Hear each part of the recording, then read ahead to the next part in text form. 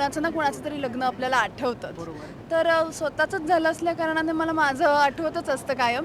पण I think he दगदग, हा स्ट्रेस आणि सतत हास्य तोंडावर ठेवणं, हे मला जास्त आठवतं कारण त्या लग्नाच्या स्टेजवर ते खूप जास्त गरजेचं असतं. सो अजून खूप अप्स अँड डाऊन्स असणार आहे या ट्रॅकमध्ये आणि लग्नातही खूप मजा आहे आमच्या पेअरचा.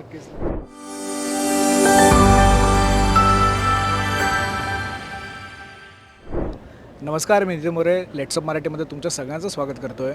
आपली लाडकी वाहिनी झी मराठी वाहिनी दरवेळेला प्रेक्षकांसाठी नवनवीन कार्यक्रम, त्या कार्यक्रमातून नवनवीन ट्विस्ट अँड टर्न्स घेऊन येतच असते. पण ह्यावेळीचा जो महासंग्राम आहे ना, जो महासंगम आहे, तो खरंच खूप आगळावेगळा आहे. कारण का प्रत्येक मालिकेमध्ये लग्न सोहळा वगैरे असला तर त्यांचे खरंच खूप चांगल्या पद्धतीने एपिसोड वगैरे होतात. पण यावेळी ना काहीतरी विशेष आणि वेगळं आहे. विशेष आणि वेगळं म्हणजे लक्ष्मी निवास आणि पारू या दोन मालिका एकाच पॅलेसमध्ये आल्या आहेत. दोघांच्या घरामध्ये खरंच खूप सुंदर असं शुभमंगल कार्य आहे आणि याच शुभमंगल कार्याला आजपासून सुरुवात झाली आहे. लक्ष्मी निवासमधील दोन गोड कलाकार माझ्यासोबत आहेत. म्हणजे मी पहिल्यांदा जेव्हा कुणाला बघितलं तेव्हा कुणाल फुल तोंडाला शर्टाला वगैरे प्रॉपर हळद वगैरे लावून पळापळ वगैरे करत होता. आणि हर्षदाचं तेच होते की अरे ही कोणती हळद लागली तुम्हाला, काय सांगशील कुणाल? किती भारी वाटते की चला बाबा या मालिकेमधून ना सुरुवात अशी बोलणार नाही मी, मालिका खरंच प्रेक्षकांना खूप आवडायला लागली आणि हा जो फेज आता सुरू झाला महासंगमचा, तो तेवढाच इम्पॉर्टंट आहे, तेवढाच मजा मस्ती करत आहे. काय सांगशील? नाही, ऑफकोर्स हा महासंगम खूपच वेगळा आहे. मी तर पहिली मालिका असल्यामुळे मला हे माहीत नव्हतं काय. बट जे सगळे एक्सपिरियन्स लोक आहेत ते पण हेच बोलत आहेत की हा खूपच ग्रँड आणि वेगळा इव्हेंट आहे. आणि एक तर असं झालं की सगळीच आम्ही कास्ट एकाच लोकेशनला शूट करतो आहे, त्याच्यामुळे सगळ्यांना एक ब्रेक गेट अवे पण मिळाला आहे थोडा शूट आणि काम पण चालूच आहे. सो खूप मजा येते.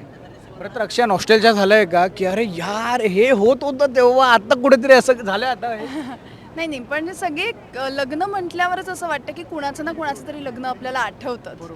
तर स्वतःचंच झालं असल्या कारणाने मला माझं आठवतच असतं कायम. पण आय थिंक ही दगदग, हा स्ट्रेस आणि सतत हास्य तोंडावर ठेवणं, हे मला जास्त आठवतं कारण त्या लग्नाच्या स्टेजवर ते खूप जास्त गरजेचं असतं. पडणं कंटिन्यू, ते पण एक कंबर दुखणं, हे सगळं मला जास्त आठवतं आणि त्यांनी घाबरायला होतं की बाप रे, काय होता तो दिवस. बरं, तर आपली मालिका ना खरंच खूप कमी वेळामध्ये प्रेक्षकांच्या मनामध्ये घर करत आहे. मित्रांनो, की पहिली अशी मालिका आहे जी 1 तास चालते आणि प्रेक्षक तेवढ्या चांगल्या पद्धतीने वाटसुद्धा बघतात की कधी सुरू होईल. खूप सुंदर असा सोहळा तुमच्या घरामध्ये पार पडणार आहे. काय सांगशील, किती आहे एक्साइटमेंट की भाई चला आता इथून मजा येणार आहे? काय सांगशील? नाही, मजा तर आम्हाला सुरुवातीपासूनच येते. आणि 1 तास जे तुम्ही बोललात त्यामध्ये इतके कॅरेक्टर्स आहेत, इतक्या कॅरेक्टर्सची स्टोरी आहे, त्यांचा एवढा ट्रॅक आहे जो ज्यांनी कोणी लिहिलं आहे त्यांनी खूप विचार करून हे लिहिलं आहे. सो आय थिंक 1 तास पण माझ्यामध्ये कधी कधी मला असं वाटतं की कमीच पडतो. पण तो होल्ड होतो कारण कॅरेक्टर्स एवढे आहेत आणि त्यांना एवढे स्ट्रॉंग बॅकग्राऊंड आहेत. सो त्याच्यामध्ये डेफिनेट होल्ड होते. सो आता हा 1.5 तासाचा एक आमचा भाग असणार ज्यामध्ये पारू आणि लक्ष्मी निवासचे कॅरेक्टर जो युनिवर्स एकत्र येणार आहेत. सो ऑफकोर्स त्याच्यामुळे अजून कॅरेक्टर्समधले एन्टँगलमेंट आणि ते जे एकत्र जो कॉन्फ्लिक्ट आहेत ते वाढणार आहेत. सो डेफिनेटली खूप मजा येणार आहे यामुळे. खरं तर लग्न सोहळा किंवा साखरपुडा सोहळा ज्याच्या घरामध्ये असतो ना, त्याच्या घरामध्ये ना वरमाई तर उत्साही असते. मुलीचे वडील, मुलाचे वडीलसुद्धा उत्साही असतात, पण त्यांचे कझिनसुद्धा तेवढेच उत्साही असतात. मोठी बहीणसुद्धा तेवढीच जबाबदारीने सगळी कामं करत असते. किती भारी वाटते की चला माझ्या छोट्या मुलीचा आता मुलगीच आहे, बहीणसुद्धा मुलगीच आहे असं बोलायला हरकत नाही. माझ्या छोट्या मुलीचं, माझ्या बहिणीचं आता नवीन सुरुवात होते. काय संदेश असेल तुझ्याकडून ज्यासाठी? सगळ्यांनाच असं वाटत असतं की आपल्या घरातल्या लहान मुलांचं लग्न व्हावं, ही प्रत्येक आईवडिलांची इच्छा असते. तर आईवडिलांची आमच्याही इच्छा होती की त्यांच्या दोन्ही मुलींची लग्न पार पाडावीत, हे त्यांच्या मेन अजेंडावर होतं. तर त्यातल्या एका मुलीचं तर नाही होते त्यांचं लग्न. पण आय थिंक भावनाला यातच आनंद आहे की जान्हवीचं तरी लग्न नीट व्हावं आणि तिचं तरी सगळं सेटलमेंट व्हावी की जेणेकरून आमच्या घरात आनंद पुन्हा नांदेल. तर ही त्याची कुठेतरी सुरुवात आहे, त्यामुळे आम्ही सगळेच जण खूप हॅपी होतो.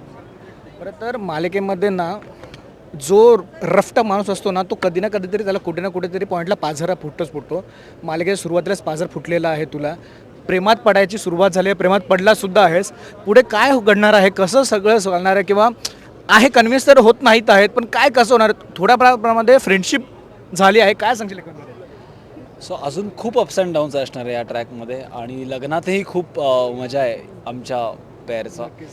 सो तुम्ही सिरियल बघा, जसं जसं बघाल तुम्हाला कळत जाईल ते. एक म्हणजे ना हे भारी आहे तुमच्या कलाकारांना. म्हणजे मी सगळ्यांना विचारतोय, कोणच उत्तर पाहिजे तसं देत नाही. अरे तुम्ही बघा रे, असं त्यालाच खरी मजा आहे.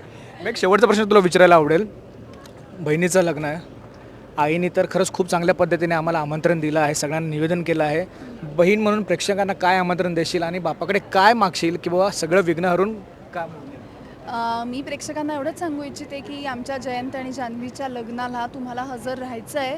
27 तारखेपासून 2 तारखेपर्यंत हा महासंगम तुम्हाला बघायला मिळणार आहे आणि तुमचे आशीर्वाद जसे आमच्या पाठीशी असतातच तसेच जान्हवी आणि जयंतच्या लग्नाला पण ते राहू देच आणि निर्विघ्नपणे हा सोहळा पार पाडावा अशी बाप्पाचरणी प्रार्थना.